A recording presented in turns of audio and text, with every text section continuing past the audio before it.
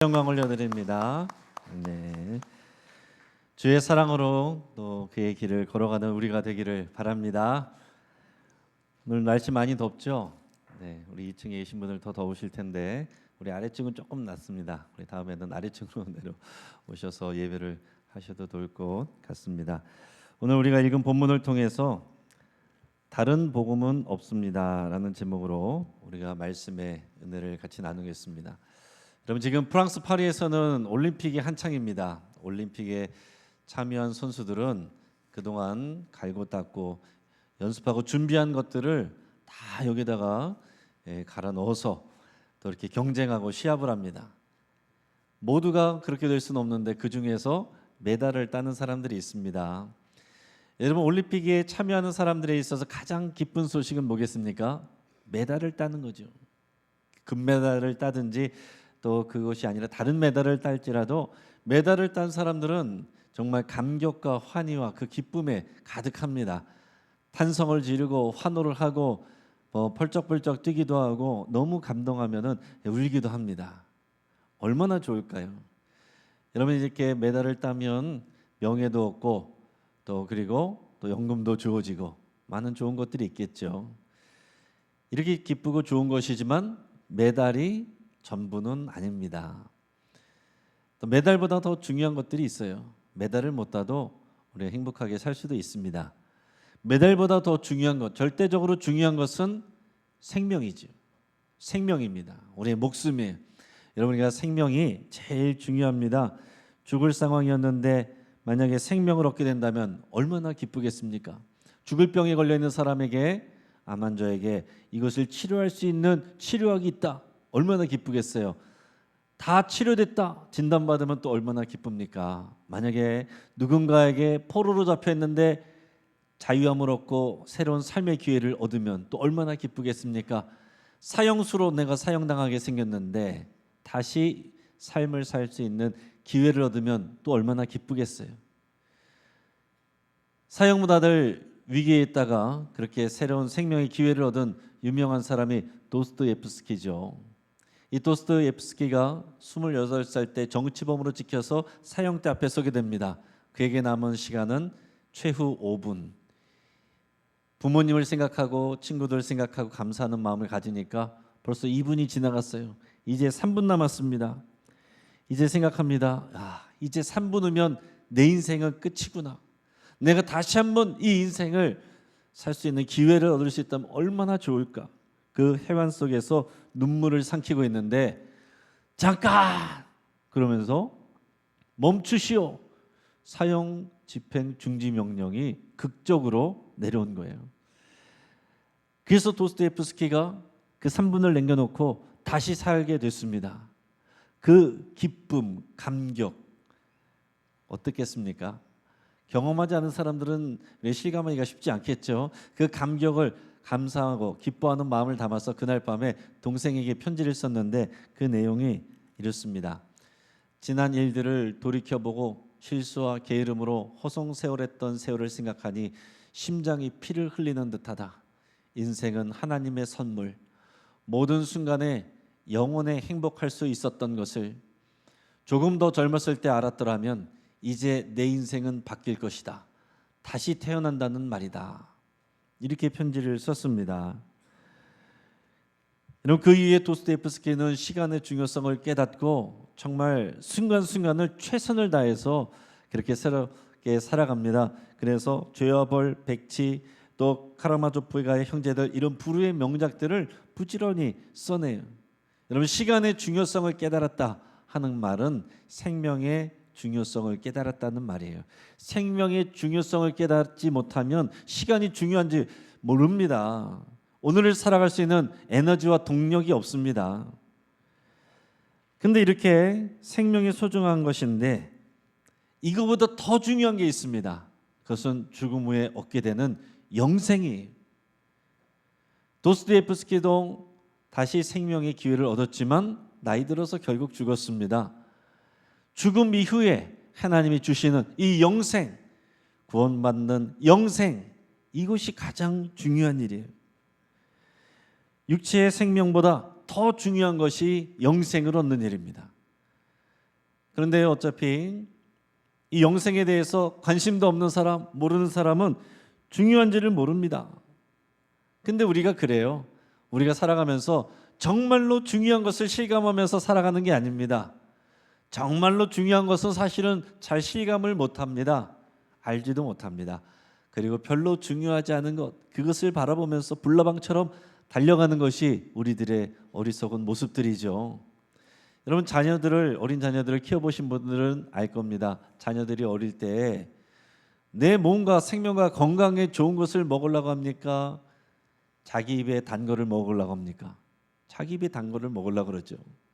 저도 어릴 때를 생각해 보면, 어릴 때 어느 날 어머님이 이제 일하시고 들어오셨는데 밥이 많지 않았던 것 같아요. 따뜻한 밥 한 그릇을 저를 위해서 차려주시고, 부모님은 그냥 간단하게 라면을 끓여 드신다는 거예요. 제가 감동하면서 울었겠습니까? 뿔이 났죠. 나도 라면 먹고 싶은데 엄마 아빠만 맛있는 거 먹고 나는 이런 거 주고. 어릴 때니까 좋은 거를 모르는 겁니다. 내 입에 단 거를 찾는 거죠. 우리들이 살아가면서 그런다는 거예요. 진짜 중요한 것은 사람들이 잘 모릅니다. 누군가 가르쳐줘야 그것이 중요한지를 알아요. 혹시 영생이 없어도 상관없다 생각하는 분들이 우리 안에 있을 수도 있습니다. 영생? 나 영생 필요 없는데? 난 그냥 이렇게 살다가 죽어서 없어지는 거, 난 그게 편한데? 그렇게 생각하는 사람이 있을 수 있습니다. 그러나 절대 그렇지 않습니다. 왜냐하면 성경이 말할 때 영생을 얻지 못하면 영원한 형벌을 받는다고 말했기 때문에 그래요.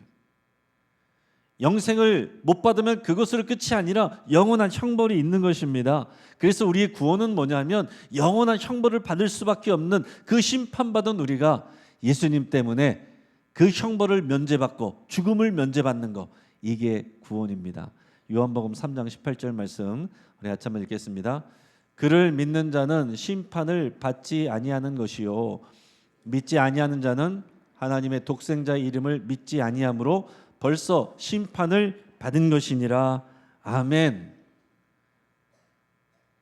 그래서 예수님을 믿어야 된다는 거예요. 영생을 얻어야 된다는 거예요. 이미 심판을 받고 그 죄로 인해서 영원한 형벌이 우리 위에 있는 겁니다.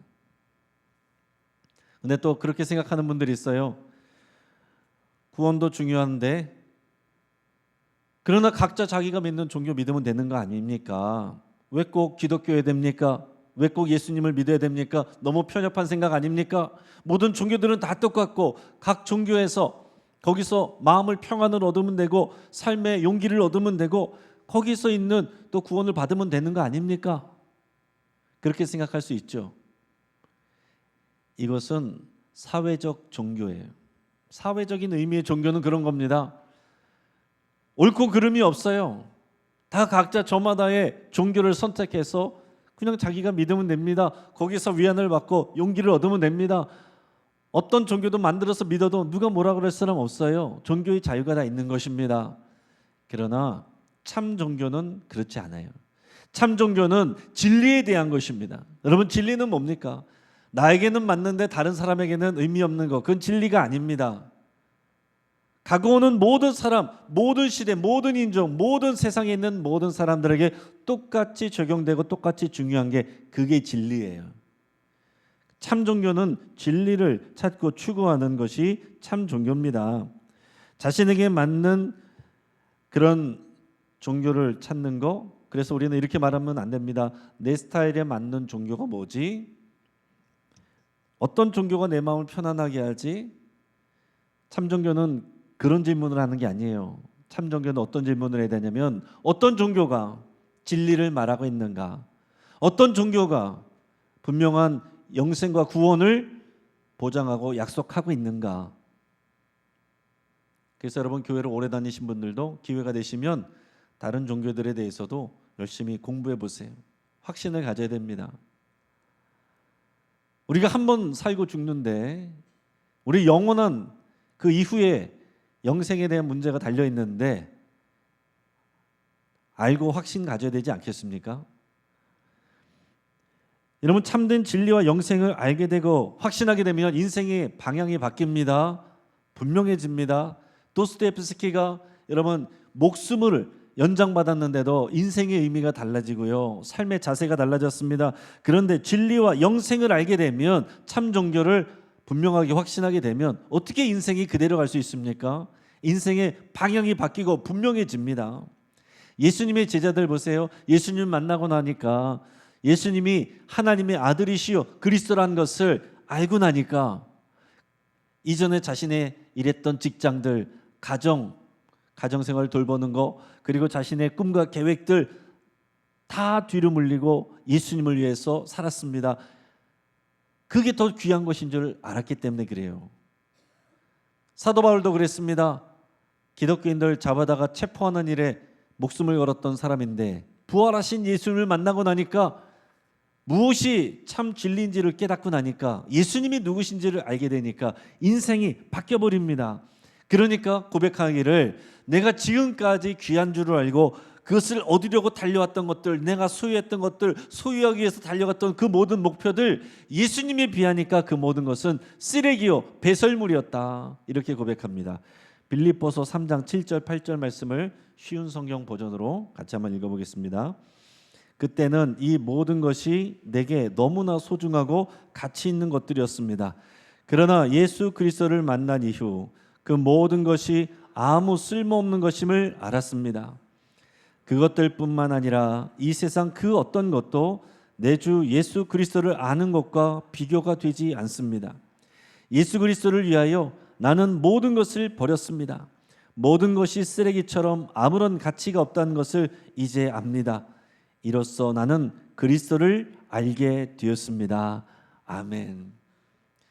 여러분, 이게 우리의 믿음의 고백이 되기를 축복합니다. 우리 안에 계신 분은 똑같은 예수님이에요. 이 예수님을 더 깊이 알아갈수록 이 믿음의 고백이 나오는 겁니다. 여러분, 참 진리와 영생의 길을 알려주는 지식, 이게 복음이에요. 기쁜 소식, 영어로는 가스펠. 우리는 기쁜 소식을 받고 신앙생활하는 사람들입니다. 그래서 항상 기뻐야 돼요. 여러분의 표정을 책임지십시오. 기쁨의 표정, 복음을 여러분 확신하고 그 가운데 살아가시고 걸어가셔야 돼요. 아무리 기쁜 소식이 복음이어도 믿지 않고 받지 않으면 그 사람에게는 아무 소용이 없습니다. 자, 예를 들어서 죽을 병에 걸려 있는 사람이 있어요. 그런데 이 병을 확실하게 치유하는 치료약이 나왔습니다. 심지어 공짜입니다. 그 약을 먹고 난 사람들도 많았어요. 근데 누가 알려줘야 돼요. 그 약을 먹고서 알게 된 사람이 그것을 말해줍니다. 이 약 먹으면 반드시 살아납니다. 근데 병상에 있는 사람이 설마요, 못 믿겠는데요, 당신이나 많이 먹고 잘 사시오, 나는 여기서 이렇게도 아쉬움이 없습니다. 그러면 그 치료약이 그 사람에게는 아무런 소용이 없다는 거예요. 여러분, 이 땅 가운데 우리가 복음을 받았지만, 영생을 얻는 길이 열렸지만 받지 않고 믿지 않으면 아무 소용이 없고 의미가 없다는 것입니다. 사도 바울도 그랬는데, 부활하신 예수님을 만나고 나니까 인생이 완전히 바뀌어서 인생의 목적이 바뀌어버립니다. 예수 믿는 사람들을 체포하러 다니는 사람이 예수님을 증거하고 전도하러 다녀요. 주로 튀르키예 지역, 지금의 튀르키예 지역과 유럽 지역을 다녔는데요, 그 중에 하나가 이제 중부 지역이 갈라디아 지방입니다. 초창기에 갔던 이 갈라디아 지역에 회당에 들어가니까 거기 유대인들이 있고 헬라인들이 있는데, 거기서 그들에게 예수님이 하나님의 아들이고 그리스도시요, 이 예수님을 믿으면 우리가 영생을 얻고 구원받습니다, 이렇게 전달했어요. 이렇게 전도했습니다. 이 얘기를 들은 사람들이 감동하면서 다 믿었을까요? 그렇지 않습니다. 어떤 사람들은 이게 뭔가, 그런 사람도 있고, 어떤 사람은 에이 말도 안 돼, 그런 사람들도 있었습니다. 여러분, 생각해보면 이 유대인들, 헬라인들이 이 복음을 믿는 게 쉬운 일이 아니었을 것 같아요. 생각해 보십시오. 이 유대인들은 평생 동안 율법을 배우고 살았습니다. 이 율법을 다 지켜 행하면 의롭다함을 받고 구원받는다고 배웠는데, 이제 그 모든 율법을 다 성취하시고 예수님을 믿기만 하면 구원받는데요. 쉽지가 않은 거예요. 평생 믿음 바하고 새롭게 전달하는 복음의 소식이 매치가 안 되니까 잘 못 믿는 거예요. 지금도 유대인들이 예수님을 잘 못 믿습니다. 자, 헬라인들은 평생 철학을 했던 사람들이고 그리고 다신교, 많은 신들을 섬겼던 사람들입니다. 그런데 예수님을 믿으면 이분이 유일한 구원자래요. 아니, 그렇게 수많은 신들이 있는데 예수님을 믿으면 다 버려야 되는데 예수님만 구원이고 진리랬는데 그걸 믿는 게 평생 동안 내가 살아왔던 그런 문화가 있고 그런 신앙의 습관이 있는데 그걸 버리고 예수님을 믿는다는 게 쉬운 일은 아니었다 하는 얘기입니다. 게다가 그 당시 예수님을 믿으면 많은 것을 손해봐야 돼요. 따돌림을 받아야 됩니다. 손가락질을 받습니다. 그런 것까지 감수를 해야 예수님을 믿을 수 있어요. 그런데 그렇게 예수님을 믿는 사람들이 있었습니다. 예수님을 믿는 사람들이 함께 모여서 공동체가 되고 교회가 됐어요. 그게 갈라디아 교회입니다. 얼마나 대단한 사람들입니까? 그런데 이 사도 바울이 다른 곳으로 또 선교하러 갔는데 갈라디아 교회에 문제가 생겼다고 들었어요. 그 당시에 초대교회부터 지금까지 변함없이 문제가 생기는 게 있습니다. 그게 뭐냐면 다른 복음이에요. 전혀 생소한 다른 복음이 주어지는 것이 아니라 예수님이 그리스도라는 것을 믿습니다. 그런데 그걸로 부족하고 성경 율법에 나와 있는 대로 할례를 받아야 구원을 받습니다. 이렇게 말하는 사람들이 있었다는 거예요. 사도 바울이 이것을 단호하게 아니라고 권면하기 위해서 오늘 갈라디아서를 쓴 것입니다. 오늘 본문 6절 7절 말씀을 같이 읽겠습니다. 그리스도의 은혜로 너희를 부르신 이를 이같이 속히 떠나 다른 복음을 따르는 것을 내가 이상하게 여기노라. 다른 복음은 없나니 다만 어떤 사람들이 너희를 교란하여 그리스도의 복음을 변하게 하려 함이라. 아멘. 내가 생명 걸고 전한 복음을 너희가 받아서 이렇게 그리스도인이 되고 교회가 됐는데 그런 지 얼마 되지 않아서 이런 다른 복음을 받고 기울어진다니 이해가 안 된다. 그러면 안 된다. 그러면서 분명하게 얘기합니다. 다른 복음은 없습니다. 한번 따라하겠습니다. 다른 복음은 없습니다. 다른 복음이 있는 게 아니라 어떤 사람들이 와서 당신들을 교란해서 이 진리를 복음을 왜곡하고 있는 것이요. 이렇게 얘기를 한 거예요. 자, 예수님이 그리스도라는 걸 반박하는 게 아닙니다. 거기에다 뭔가를 더해야 된다. 할례를 받아야 된다. 이 사람들은 누구겠습니까? 예루살렘에서 온 율법주의자들이에요. 자, 예수님이 그리스도 맞습니다. 그런데 자 보시오. 성경에 그 당시 성경은 구약밖에 없습니다. 성경 보시오. 할례 받아야 된다고 돼 있죠. 성경적입니다. 성경을 따르시오. 할례를 받아야 예수님 믿고 할례도 받아야 구원받습니다. 그러니까 갈라디아 성도들이 헷갈리는 거예요. 흔들리는 겁니다. 생각을 해봅니다. 그렇지. 성경에 나와 있잖아요. 그게 성경적이지. 성경적으로 믿어야지. 그리고 또 어떤 사람들은 생각합니다. 그래, 내가 믿는다고만 하고 가만히 있어서 내가 정말로 구원을 받을 수 있을까? 뭐라도 내가 노력해야 되지 않겠어? 그래도 내가 예수님을 믿는 데다가 할례까지 받으면 구원받을 가능성이 더 커지지 않겠어? 또 어떤 사람들은 생각합니다. 자 봐, 사도 바울은 정통성이 없는 사람이야. 예수님을 만난 적도 없어. 예수님의 제자가 아니었어. 기독교인들을 핍박하던 사람이야. 근데 여기 예루살렘에서 온 사람들은 권위 있는 제자들과 함께 있었던 사람들이야. 그 사람들에게 배운 사람들이야. 스펙으로 보나 배경으로 보나 이 사람들의 말이 맞겠지. 이런 생각이 지금까지도 우리들에게 있습니다. 자, 이단과 사비들도 그렇게 말하는 거예요. 자, 성경적이다 그러면서 성경으로 교회 다니는 사람들을 미혹합니다. 그리고 뭔가 예수님의 구원이 부족하니 더 해야 된다. 그렇게 자꾸 가르칩니다. 그리고 사람들은요, 그 말의 내용보다 그 말을 전달하는 그 사람을 보고 잘 믿어요. 그 말이 아무리 진리여도 내가 볼 때 별 볼 일 없어 보이면 잘 안 믿습니다. 그런데 아무리 사실이 아니어도 그 말을 하는 사람이 대단해 보이면 그 말을 믿으려고 그래요. 이단에 빠져 있는 사람들이요, 별 볼 일 없는 사람들 같죠? 사회적으로 잘 나가는 사람들 많이 있습니다. 그러니까 사람들이 아니 사회에서 저렇게 잘 나가는 사람들, 좋은 직장에 있는 사람들, 번듯하게 생긴 사람들, 착한 사람들, 저런 사람들이 말하는데 저게 그럴듯한데? 이렇게 되는 거예요. 여기에 대해서 사도 바울이 단호하게 말합니다. 8절에서 10절까지 말씀을 읽습니다. 그러나 우리나 혹은 하늘로부터 온 천사라도 우리가 너에게 전한 복음 외에 다른 복음을 전하면 저주를 받을지어다.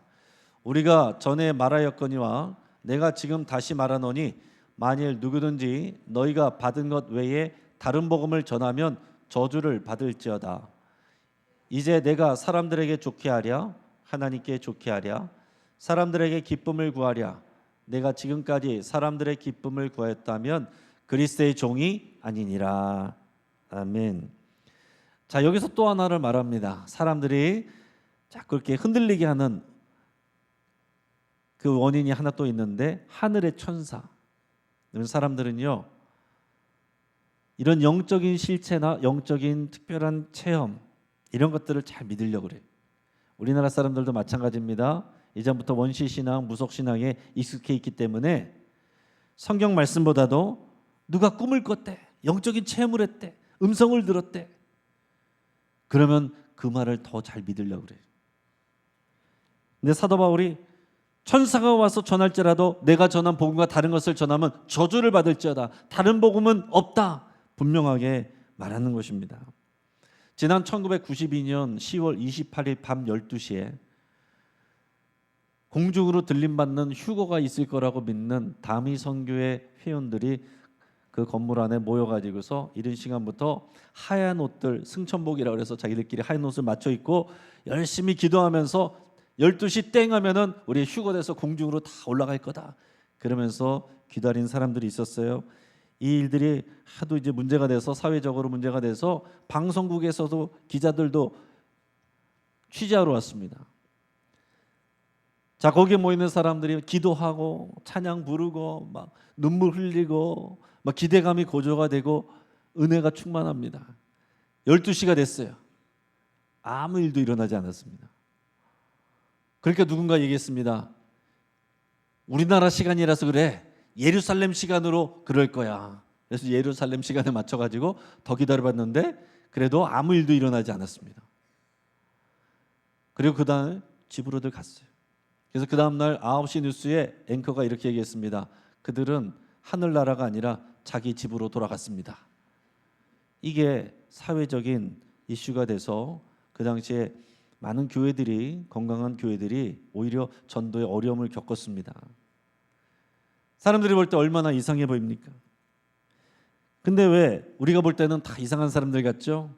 당장 우리에게 일이 되면 우리도 힘들리기가 쉽습니다. 이 다미 선교회 다가올 미래를 준비하라 이 모임을 만든 이 이장님 목사라는 사람이 요한계시록 가지고 설교를 했어요. 그래서 요한계시록 가지고 여기 있는 이런 일들이 이렇게 이루어지고 있습니다. 지금 유럽에 있는 이런 일들이 있습니다. 666 짐승의 수, 거기 외국의 유럽에 가면은 슈퍼컴퓨터가 있는데 그 이름이 짐승입니다. 이거 받으면 우리 다 죽습니다. 뭐 그러면서 얘기를 하니까 사람들이 혹 하는 거예요. 잘 모르는 요한계시록을 신학적이지 않은, 검증되지 않은 말로 말하는데 그게 굉장히 와닿는 거예요. 그뿐이 아니었습니다. 이 다미 선교회에 속해서 열심히 또 나오는 사람들 중에서 고등학생 3명이 있었는데 이 고등학생들이 자꾸 직통계시를 받는다는 거예요. 하나님이 나에게 말씀하셨다고 말하는 겁니다. 하나님이 이렇게 말씀하셨다. 꿈을 꾸고 환상을 본다고 하는 거예요. 그러니까 사람들이 그들을 보면서 어린 종 그렇게 하면서 막 그들을 신뢰하는 겁니다. 막 영서를 써요. 영서라는 거 방언하듯이 뭔가 막 계시를 받아서 막 쓴다는데 글씨가 아닙니다. 그냥 막 낙서하듯이 그렇게 하는데 그게 하나님의 뜻이래요. 여기 그 뜻이 10월 28일 12시에 휴거가 일어난대요. 그러니까 사람들이 거기에 열광을 하고 믿는 겁니다. 재산을 갖다 팔고 직장도 때려치우고 집도 나오고. 여러분, 이런 신비적인 분위기에 취해서 성도들이 오히려 더 열광했다 하는 것입니다. 지금도요, 예를 들어서 천사가 여기서 나타나 신비한 체험이 일어났다. 안 믿을 것 같습니까? 그러나 사도 바울은 분명히 얘기했습니다. 천사가 와서 말하더라도 이 복음이 다른 것을 전하면 저주받을지어다. 내가 사람을 기쁘게 하랴 하나님을 기쁘게 하랴. 사람을 기쁘게 하려면 사람 듣기 좋은 그런 말들 하면 되죠. 여러 가지 체험, 영적인 체험들 얘기하면 됩니다. 사도 바울 얼마나 많은데요. 그러나 그런 거 말하지 않습니다. 오직 미련해 보이는 십자가의 도만 얘기합니다. 여러분, 진리는 진부해 보이고 단순해 보이는 거예요. 오히려 가짜가 화려해 보이고 매력적으로 보이는 것입니다. 성경 말씀 그리고 우리 설교를 통해서 우리 하나님께서 이 진리를 선포하시는 겁니다. 진짜 복음은 간단히 말하면 내용이 이신칭이에요. 사도 바울이 말한 복음은 이신칭의 믿음으로 의롭다함을 받는다 이것입니다. 그전에는 뭔가 노력을 해야 되고 뭔가 선한 일을 해야 되고 율법을 지켜야 됐지만 이제는 예수님을 믿는 믿음으로 하나님께 의롭다 칭함을 받아서 구원을 받는다는 겁니다. 우리는 그대로지만 완전히 의로워지는 게 아닌데 의롭다고 칭해 준대요. 이게 이신칭입니다. 근데 이 복음을 좀 더 자세히 설명한 내용이 갈라디아서 1장 4절에 내용이 나옵니다. 이 내용을 여러분 잘 생각하면서 한번 같이 읽어보겠습니다. 시작. 그리스도께서 하나님 곧 우리 아버지의 뜻을 따라 이 악한 세대에서 우리를 건지시려고 우리 죄를 대속하기 위하여 자기 몸을 주셨으니. 아멘. 요 짧은 한 절 안에 많은 내용이 들어가 있습니다. 자, 이것을 좀 설명을 더 드리면, 자, 구원은 하나님의 뜻에 따라 이루어졌고 주어졌다라는 말입니다. 우리가 만들어내는 게 아니에요. 하나님이 주시는 것입니다. 우리를 구원하는 것이 하나님의 뜻입니다. 또 하나, 우리가 속한 세상은 악한 세대라고 그랬어요. 그때 그 시기를 말하는 게 아닙니다. 이 땅의 세상의 제도와 문화를 말하는 거예요. 이 세상의 제도와 문화는 지식은 이 땅에서 하나님을 없애고 유토피아를 만들려고 그래요. 그게 악한 세대입니다. 여러분 이번 프랑스 올림픽 잘 보시면 하나님을 없애고 복음을 없애고 사람들이 하고 싶은 대로 하는 것, 그게 좋은 세상이다, 이런 메시지 전달하고 있잖아요. 여러분 이 악한 세대 그 제도와 문화 뒤에서는 사탄이 움직이는 겁니다. 그다음에 예수님을 믿기 전에 우리는 이 악한 세대에서 죄에 빠져 있다는 것을 가르쳐주고 있습니다. 나는 법 없이도 사는 사람인데요. 아닙니다. 우리는 죄의 본성을 갖고 있고 이 세상에 죄 가운데 있어요. 그다음에 이 악한 세대와 죄에서 건져내는 것, 이게 구원입니다. 그게 영생을 얻는 거예요. 가만히 있으면 이 악한 세대에서 죄 가운데 영원한 형벌을 받는 겁니다. 성경이 그렇게 증거하고 있어요. 마지막으로 또 우리 죄를 대속하기 위해서 예수님이 자기 몸을 주셨습니다. 자기 몸을 주셨어요. 몸으로 이 땅에 오셔서 몸으로 십자가에서 죽으시고 몸으로 부활하셨어요. 그래서 우리 사도신경의 마지막에 뭐라고 고백하고 있습니까? 몸의 부활과 영생을 믿습니다. 이게 우리의 믿음의 고백이에요. 지금도요, 다른 복음을 주장하는 수많은 이단들과 사이비들이 있습니다. 너무 많아서 그걸 우리가 일일이 다 배우기도 어려워요. 자기들의 교리도 수시로 바꾸기 때문에 그걸 다 전문가 아니면 따라가기도 쉽지가 않습니다. 그러나 우리가 중요한 원리들, 이단과 사이비를 구별할 수 있는 중요한 기준들을 몇 가지를, 9가지를 말씀드릴 테니까 여러분께서 잘 들으시고 기억하시기 바랍니다. 자, 첫 번째로 이신칭이 이 가르침 외에 다른 무엇을 더해야 된다, 이렇게 가르치면 이단입니다. 자, 여기서도 지금 할례를 받아야 된다, 믿는 것 좋지만 할례 받아야 된다, 이게 다른 복음이 되는 거예요. 또 지금 하나님의 교회 안산홍 증인에서는 새 유월절 지켜야 된다, 안식일교 안식일을 지켜야 된다, 또 신천지 14만 4천 명 채우고 전도해야 구원받는다. 뭔가를 더 해야 되니까 사람들이 열심히, 이단에 있는 사람들은 더 열심히 하는 거예요. 두 번째로 예수님의 구원 사역이 부족하다고 가르치면 다 이단입니다. 예수님의 구원 사역은 완전합니다. 그런데 대표적으로 통일교, JMS 이런 데서는 예수님의 구원 사역이 부족했다 이렇게 얘기합니다. 예수님이 영적인 구원을 이뤘는데 육체적 구원을 못 이뤘대요.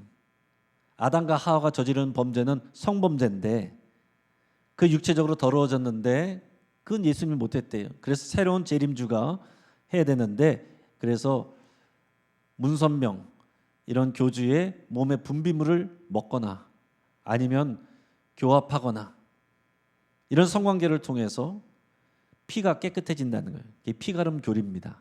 그래서 이단 사이비의 교주들은요, 이런 거를 가지고 많은 여성들을 강간하고 그거를 합리화하는 거예요.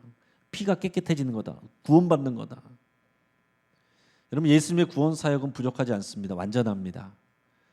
세 번째로 기성교회는 구원이 없고 자신들의 교회만 구원이 있다. 이단들의 특징입니다. 자, 네 번째, 특별한 깨달음이 있어야 되고 비유들과 같은 특별한 지식이 있어야 된다고, 그래야 구원을 받는다고 말하는데 다 이단입니다. 구원파 이단, 죄사함의 비밀을 깨달아야 된다. 신천지 비유 풀이를 깨달아야 되고 요한계시록의 실상들을 깨달아야 된다. 그래야 구원받는다. 이단들입니다. 다섯 번째, 재림주를 얘기하거나 신일 합일 이런 거를 얘기하면 당연히 다 이단이죠. 죽지 않는다. 신과 하나 됐다. 재림주다. 이긴 자다. 다 거짓말입니다. 여섯 번째, 교회 밖에서 몰래 성경 공부하러 가자고 교회다 알리지 말고 너무나 100% 신천지입니다. 절대로 밖에서 여러분 성경 공부하려고 하시면 안 돼요. 그런 게 있으면 교회에다가 먼저 얘기를 하시고 확인 받으시고 허락 받고 가셔야 돼요. 자, 일곱 번째, 종말의 때를 구체적으로 제시하는 데는 다 이단입니다. 지금 안식교도 다 예전에 다 그런 종말의 때를 했다가 여러 번 실패한 그런 역사들이 있어요.